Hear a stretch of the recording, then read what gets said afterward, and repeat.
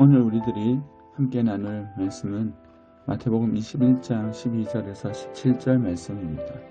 예수께서 성전에 들어가사 성전 안에서 매매하는 모든 사람들을 내쫓으시며 돈 바꾸는 사람들의 상과 비둘기 파는 사람들의 의자를 둘러 엎으시고 그들에게 이르시되 기록된 바 내 집은 기도하는 집이라 일컬음을 받으리라 하였거늘 너희는 강도의 소굴을 만드는도다 하시니라.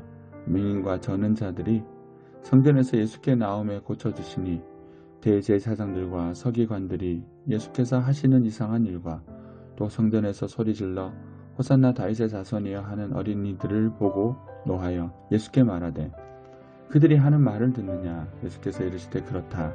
어린 아기와 젖먹이들의 입에서 나오는 찬미를 온전하게 하셨나이다 함을 너희가 읽어본 일이 없느냐 하시고 그들을 떠나 성 밖으로 베다니에 가서 거기서 유하시니라. 아멘.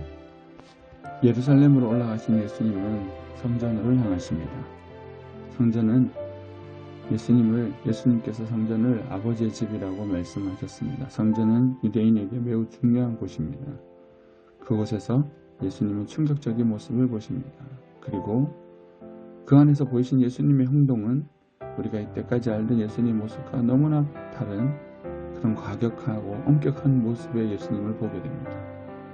예수님께서 성전에 보신 모습은 장사하는 사람들의 시끄러운 소리였습니다. 그들의 상을 엎으셨고 그들의 의자를 엎으셨습니다. 그리고 그들을 내쫓으시며 예수님은 이렇게 말씀하셨습니다. 내 집은 기도하는 집이라. 그런데 어찌하여 너희가 이곳을 강도의 소굴로 만들었느냐라고 하십니다. 예수님이 왜 이렇게 과격하고 엄격한 모습을 보이셨을까요? 왜 이렇게 말씀하셨을까요? 예수님께서 예루살렘으로 올라가신 때는 유월절 명절 기간입니다. 예수님께서 십자가에 죽으신 날은 우리가 잘 알다시피 유월절입니다. 이 유월절 명절을 지키기 위해서 수많은 유대인들이 예루살렘으로 올라온 상태입니다.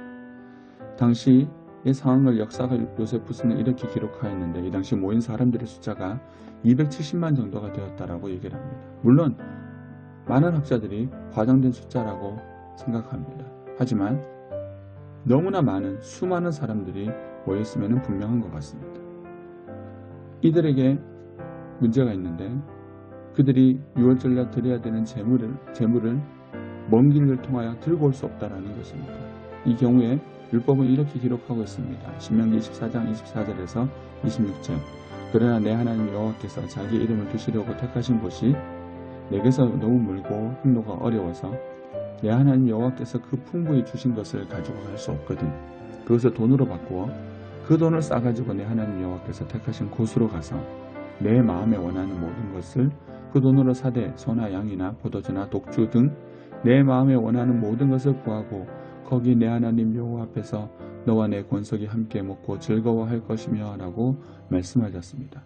이 말씀에 근거하면 이런 제사의 편의를 위해서 장사를 하는 것은 잘못된 것이 아닌 것 같습니다. 문제는 무엇입니까? 이런 행동 때문에 사라진 것이 있었기 때문입니다. 이들이 장사한 곳은 이방인의 뜰입니다. 이방인의 뜰은 이방인들이 비록 성소에 나오지 못하지만 하나님을 바라보고 기도하는 곳이었습니다.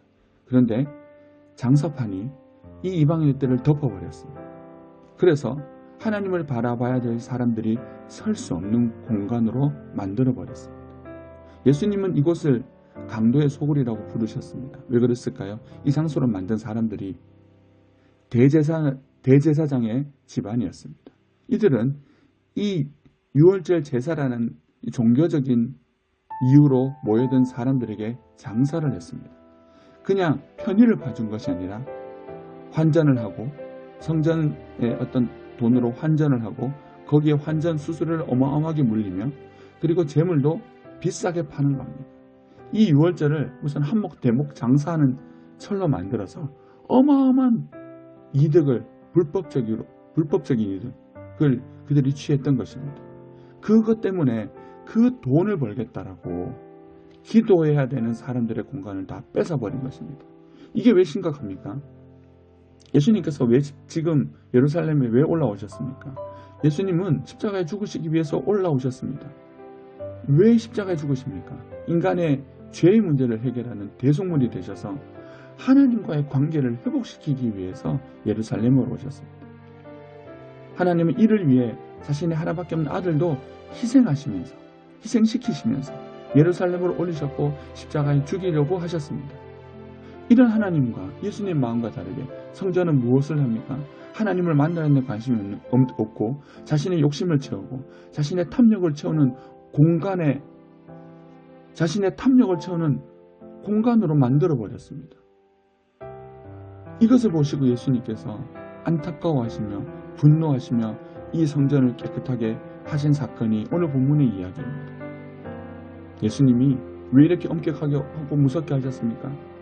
예수님은 하나님과 관계를 회복하려고 하나님을 만나게 해주려고 하셨지만 이 당시에 이 욕심 많은 이 인간들이 하나님을 바라보는 사람들의 공간을 쫓아버리고 하나님을 바라볼 수 없도록 했기 때문입니다. 예수님의 사역과 완전 반대되는 것입니다. 예수님은 만나게 하시려고 하고 그들은 쫓아내는 사역을 했던 것입니다.